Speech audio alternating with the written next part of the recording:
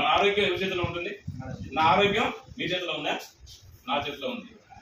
ఇది కంపల్సరీ గుర్తుపెట్టుకోండి. ఆరోగ్యం కావాలంటే ఒకటే అండి, మనం ఈరోజు ₹1,00,00,000 సంబంధం ఆరోగ్యంగా తిరగలిగితే, ఆరోగ్యంగా మాట్లాడితే, ఆరోగ్యంగా ఉండగలిగితేనే ₹1,00,00,000 వస్తుంది. అవునా కదా? దానికి ఏంటంటే మామూలుగా ఫస్ట్ ప్రతి వ్యక్తి కూడా ఇప్పుడు ఉన్నటువంటి మామూలుగా సొసైటీలో ప్రతిదీ కల్తీనే.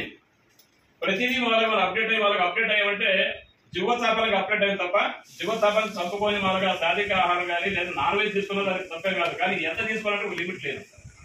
అంటే కొన్ని ఐటమ్ నేను చెప్తాను, మీరు తింటారో మీరు తినరో అంటే ఎక్కడన్నా భోజనానికి వెళ్తే మనం చేస్తున్న బ్లండర్ మిస్టేక్ ఏంటంటే భోజనం వేడి భోజనం పెడతారు మామూలుగా ప్లాస్టిక్ పేపర్. అంటే పూర్వ రోజుల్లో భోజనానికి ఇప్పుడు భోజనంలో పెద్దగా మార్పు తిరుగులేవు, కానీ పూర్వ రోజుల్లో పోల్చుకుంటే మార్పులు ఉన్నాయి. అప్పట్లో పెద్ద మామూలుగా గంగాళాలు అంటే ఇత్తడి తప్పాలలో లేకపోతే కుండల్లో ఉండేవాళ్ళు, అరిటాకులో పెట్టేవాళ్ళు, కంచు పల్లాలు, ఎండి పల్లాలు వగేరా ఇలాంటి వాటిలో మనం భోజనం చేసే రోజులు ఉన్నాయి.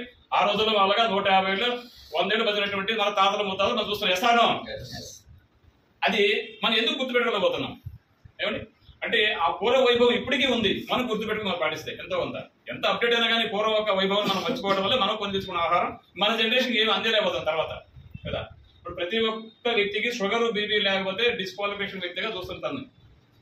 షుగర్ బీపీ లేదన్న వ్యక్తిని ఎందుకు చెప్తానండి, షుగర్ బీపీ లేదని చెప్తే వాడిని ఎందుకు అంటే వాడు స్టార్టింగ్ లో నాకు షుగర్ ఉంది బీపీ ఉంది అన్ని మనం చెప్తే వాడిని ఇప్పుడు మనిషిగా చూస్తున్నాడు. ఇలాంటి లేవని చెప్తే వాడికి ఒక రకంగా వాడిని మనిషిగా చూడలే.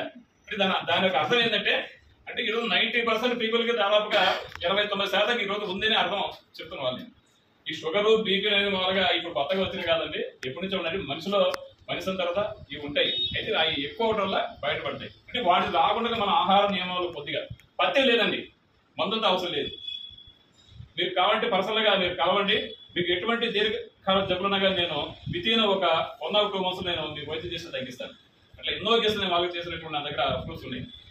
షుగర్ కానీ బీపీలు కానీ మోకాల నొప్పులు కానీ హార్ట్ ఆపరేషన్ వచ్చిన కేసులు కూడా డీల్ చేస్తే హార్ట్ ఆపరేషన్ లాగా బ్రహ్మాండంగా ఈరోజు నేను చెప్తున్నాను. నేను ఇది ఆయుర్వేదం వైద్యం నా సొంతం కాదు, మీ అందరూ తెలిసినే ఒకసారి గుర్తు చేస్తున్నాను. ఉంది, పాటిస్తే ఉంది. పాటించాలంటే తపన ఉండాలి. ₹1,00,00,000 వచ్చేటువంటి దశలు తీసుకొని తపన ఎలా కొట్టించాను, ఎలా కొట్టి మనకి ఈ రోజున ఊరికైనా వస్తుందండి.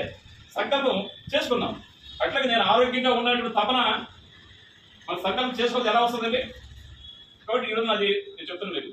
ఫస్ట్ మనం ఎక్కడన్నా భోజనానికి వెళ్ళేటప్పుడు ఇంటి భోజనానికి తిరగలేదు, బయట భోజనానికి వెళ్ళినప్పుడు కొన్ని ప్రిన్సిపల్ పాటిద్దామా అది నేను చెప్తాను. ఇష్టమైతే పాటిద్దాం, లేకపోతే మామూలుగా నన్ను నా మాట లైట్ తీసుకోండి, అది మీ ఇష్టం. నేను ఎవరిని మామూలుగా ఇలా పాటి చెప్పే వ్యక్తి కాదు. అయితే మనం ఫస్ట్ ఎక్కడైనా భోజనానికి వెళ్ళినప్పుడు భోజనంలో వడ్డించైన మొత్తం వడ్డిస్తానండి. పదార్థాలు ఒకసారి చూడండి. వాస్తవానికి ఒక 2 కూరలు లేదా ఒక కూర సాంబార్తో తినే ఒక భోజనం అది మంచి భోజనం అండి.